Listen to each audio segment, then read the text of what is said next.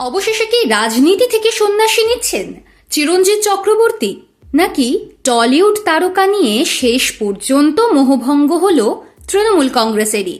তার রাজনৈতিক কেরিয়ারে নিকষ ছায়া নেমে আসার কারণ যাই হোক না কেন, এখনো পর্যন্ত যা সম্ভাবনা তাতে ২৬-এর নির্বাচনে বারাসাত বিধানসভা কেন্দ্র থেকে লড়ছেন না ভাদুড়ি মশাই। বাতাসে কানাঘুষো চিরঞ্জিতের জায়গায় ওই আসনে তৃণমূলের তরফে প্রতিদ্বন্দ্বিতা করতে চলেছেন সাংসদ কাকলি ঘোষ দস্তিদারের পুত্র doctor Baidyanath Ghosh Dastidar. SIR issue থেকে শুরু করে সম্প্রতি ইডির তল্লাশির প্রতিবাদ করে পথে নেমেছিল তৃণমূল। সেখানে সুপ্রিমো মমতা বন্দ্যোপাধ্যায়ের সঙ্গে দেখা গিয়েছিল প্রায় সমস্ত তৃণমূলের সাংসদ বিধায়কদের। দেব, সোহম, জুনরা তো ছিলেনই, টলিউডের ছোট পর্দার একাংশ তারকাও ছিলেন সেখানে, কিন্তু দেখা মেলেনি চিরঞ্জিত চক্রবর্তীর। অবশ্য শুধু এই কর্মসূচি বলেই নয়, সাম্প্রতিককালে রাজনীতিতে খুব একটা সক্রিয় দেখাও যায় না বারাসাত বিধানসভার তৃণমূল বিধায়ককে। সোমবার তৃণমূল কংগ্রেসের স্থানীয় একটি সভাতেও আমন্ত্রণ থাকা সত্ত্বেও অনুপস্থিত ছিলেন চিরঞ্জিত। এই সমস্ত প্রেক্ষিতেও জল্পনা জোরদার, তাহলে কি 2026-এ নিশ্চিত টিকিট পাচ্ছেন না চিরঞ্জিত চক্রবর্তী? 2011 সালে প্রথমবার বারাসাত থেকে বিধায়ক হন চিরঞ্জিত, তারপর আরও দুবার। তবে রাজনীতি থেকে সরে দাঁড়ানোর কথা এর আগে অনেকবারই বলেছেন এই চিত্র তারকা। একাধিকবার প্রকাশ করেছেন ভোটে তার দাঁড়ানোর ব্যাপারে তার অনাগ্রহের কথা।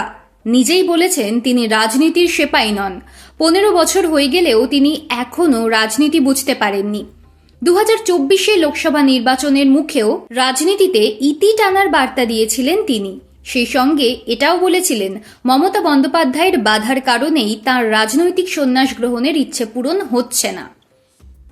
গত বছরও চিরঞ্জিত নিজেই প্রার্থী হওয়া নিয়ে আশঙ্কা প্রকাশ করেছিলেন। বারাসাতের বিধায়ক বলেছিলেন মমতা বন্দ্যোপাধ্যায় ঠিক করবেন আমি থাকছি কিনা, তবে শেষ পর্যন্ত মুখ্যমন্ত্রীকে বলবো আমাকে ছেড়ে দিন।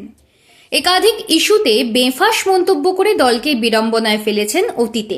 বারাসাতের তৃণমূল বিধায়ক অবশ্য আগেই কবুল করেছেন ভোটারদের মধ্যে তার জনপ্রিয়তা কমেছে। তার কথায় যত দিন যাবে লোকের মধ্যে জনপ্রিয়তা ততই কমবে। সেটা তারকাদের ক্ষেত্রেও হয়ে থাকে। সেই নিরিখে আমার জনপ্রিয়তাও যে দিন দিন কমছে সেটা আমি বুঝতে পারছি। আগে কোনো কর্মসূচিতে যে ভিড় হতো সেই ভিড় দেখতে পাই না। তাতে 26-এর ভোটে প্রার্থী হলে জিতবো কিনা জানি না। কিভাবে আগের বিধানসভা নির্বাচনগুলিতে এত ভোটে জিতে এসেছি সেটাও আমার জানা নেই। এত কাজ করার পরেও কেন বারাসাতের সাংসদ ভোট পায় না তাও আমি বুঝতে পারি না। বারবার অভিযোগ উঠেছে রাজনীতির লোক না হওয়াতেই তিনি সময় দিতে পারছেন না। এর জবাবে চিরঞ্জিত বলেছিলেন আমি রাজনীতির লোক নই, এটা স্বীকার করতে কোনো অসুবিধে নেই। আমি ভোটে প্রতিদ্বন্দ্বিতা করব কি করব না সেটা সিদ্ধান্ত নেবেন মমতা বন্দ্যোপাধ্যায়। তিনি এই সিদ্ধান্ত নেওয়ার মালিক। তিনি যখন বলবেন তখন বুঝতে পারবো আমি 26-এর ভোটে লড়াই করছি কি করছি না। তিনি যদি বলেন 26-এর ভোটে প্রতিদ্বন্দ্বিতা করতে হবে, তখন মমতা বন্দ্যোপাধ্যায়ের কথা ফেলতে পারবো না। তাঁর কথা অমান্য করার সাহস আমার নেই। আবার তিনি যদি বলেন আমার বয়স হয়ে গিয়েছে সরে যেতে হবে, তখন তো আমাকে ভোটে লড়াই থেকে সরে দাঁড়াতেই হবে। তাহলে কি দাঁড়ালো? চিরঞ্জিত সরছেন নাকি থাকছেন? উত্তর জানেন কেবল মমতা বন্দ্যোপাধ্যায়।